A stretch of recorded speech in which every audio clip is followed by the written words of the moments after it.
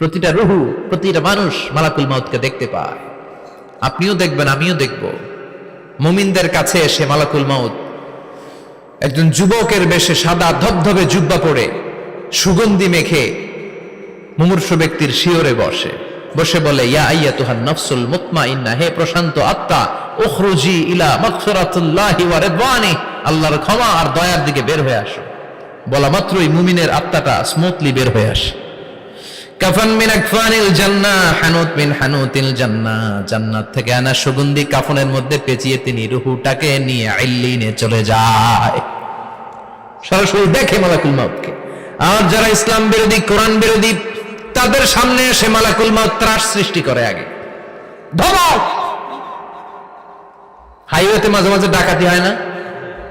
বাসগুলোর মধ্যে যখন ডাকাতি হয়, বাসে থাকে 50 জন, ডাকাত ঢুকে 5 জন। এই 5 জনের ভয়ে সবগুলো পেশাব করে দেয়, কারণ ত্রাস সৃষ্টি করে। এসেই চাইনিজ কুড়াল দিয়ে আগে কুবায় দেয় 4-5 জনের। রক্ত দেখে কি দেওয়ার সব আগে রেডি করে রাখে। মালাকুল মাউত এসে কাফের, নাস্তিক, মুশরিকদের সামনে সেরকম একটা ত্রাস সৃষ্টি করে। ভয়ে লোকটা কাঁপতে থাকে। ওর কাছে ভদ্র ভাষায় কথা বলে না, সুন্দর জামা পরে আসে না, কালো কুচকুচে চেহারা, ভয়ঙ্কর একটা রূপ নিয়ে, আকৃতি নিয়ে ইসলাম বিরোধীদের মাথার সামনে আসে। দুর্গন্ধযুক্ত চেহারার দেহ নিয়ে ধমক দিয়ে বলে, ও পাপাত্তা, ইয়া আইয়াতুহান নাফসুল খাবিসা উখরুজি ইলা গাদাবিল্লাহ, হে পাপাত্তা, আল্লাহর রাগ, ক্রোধ আর গজবের দিকে বের হয়ে আয়। মুমিনের আত্মা বলার সাথে সাথে যেমনি মুমিনের দেহ থেকে বের হয়ে জান্নাতি কাফনের ভেতরে ঢুকে, কাফেরদের আত্মাও কি এরকম তাড়াতাড়ি বেরোতে চায় নাকি? কাফেরদের আত্মা বেরোতে চায় না। ডানে দৌড়, বায়ে দৌড়, সামনে দৌড়, পেছনে দৌড়, আহা, দৌড়াদৌড়ি করে। মালাকুল মাউত এটাকে টেনে হিচড়ে, একটা জীবিত ছাগলকে জবাই না করে তার চামড়া উল্টার দিকে টেনে হিচড়ে বের করলে ছাগলটা যত কষ্ট পায়, এর চেয়ে কমসে কম 70 গুণ বেশি কষ্ট দিয়ে কাফের, মুশরিক আর গাদ্দারদের রূহ কবজ করা হয়। আল্লাহ, এই পরিস্থিতি থেকে তুমি আমাদের বাঁচাও। মুমিনদের রূহ যেমনি কবজ হয়, ওইভাবে রূহ কবজের ব্যবস্থা করে দিও।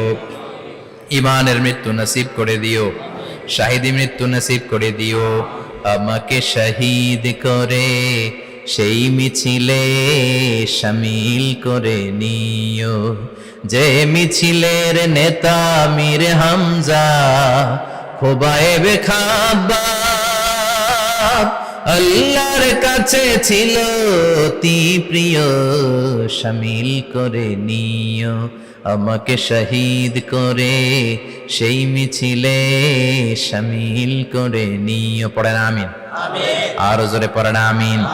তার মানে বিমান দুর্ঘটনায় হোক, কিংবা লঞ্চ ডুবিতে হোক, কিংবা আগুনে পড়ে হোক, কিংবা আত্মঘাতী হামলায় হোক, যে যেখানেই মারা যায়, কবরের 3টা প্রশ্ন তার জন্য আছে না নাই?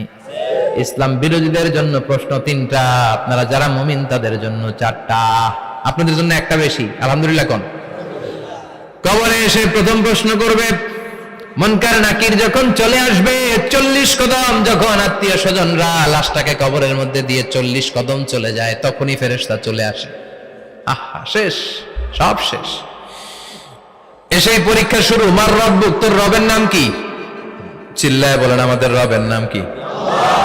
আমরা বলবো রব্বি আল্লাহ, আল্লাহ আমারে রব। দমে দমে তনু মনে তারি অনুভব। পড়েন, আল্লাহ আমারে রব।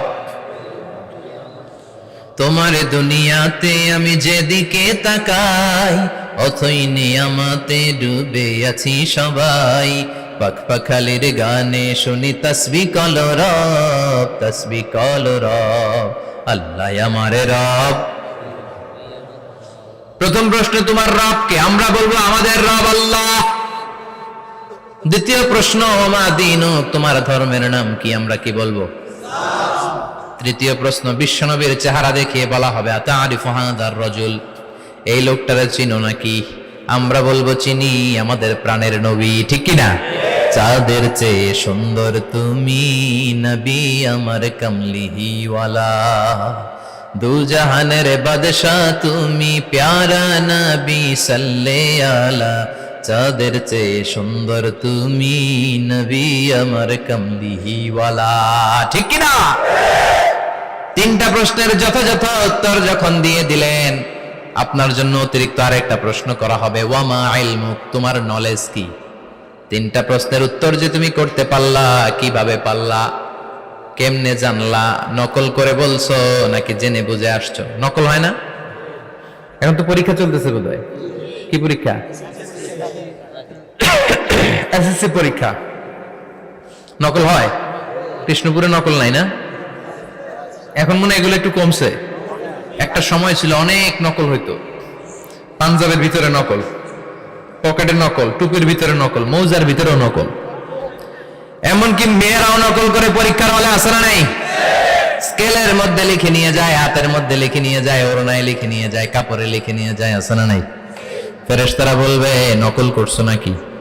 কেমনে জানলা? তিনটা প্রশ্নের উত্তর তুমি কেমনে বললা?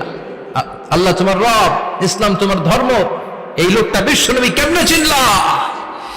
আপনাকে তখন বলতে হবে আমি কোরআন থেকে শিখেছি, আমি হাদিস থেকে শিখেছি, আমি ইসলাম জেনে বুঝে মেনেছি, আমি আন্দাজে কোথাও ঘুরি নাই। চিল্লায় এখন ঠিক কিনা?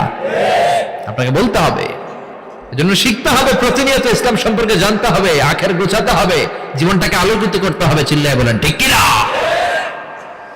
চারটা প্রশ্নই যখন হয়ে গেল, ফেরেশতারা বলবে আহলান ওয়া সাহলান ওয়া মারহাবান বিক, খোশামদেদ, কংগ্রাচুলেশন, খোশামদেদ, কংগ্রাচুলেশন, সব প্রশ্নের উত্তর তুমি পেরেছো।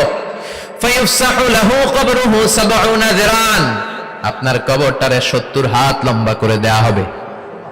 ওয়া ইফতাহু লাহু বাবুন ইলাল জান্নাহ, আপনার কবর থেকে জান্নাতের দিকে দরজা খুলে দেয়া হবে। ওয়া ইউলবাসু মিন লিবাসি আহলিল জান্নাহ, জান্নাতের দুইটা রেশমি কাপড়ের পোশাক এনে আপনারে পরিয়ে দেয়া হবে।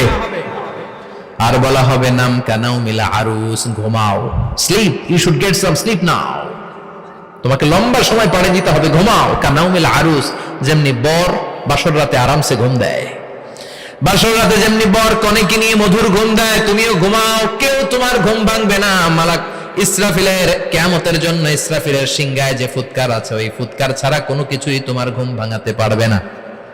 আলহামদুলিল্লাহ পড়েন। আল্লাহ আমরাও যেন চারটা প্রশ্নের উত্তর দিয়ে লম্বা একটা ঘুম দিতে পারি, পড়ে না আমি।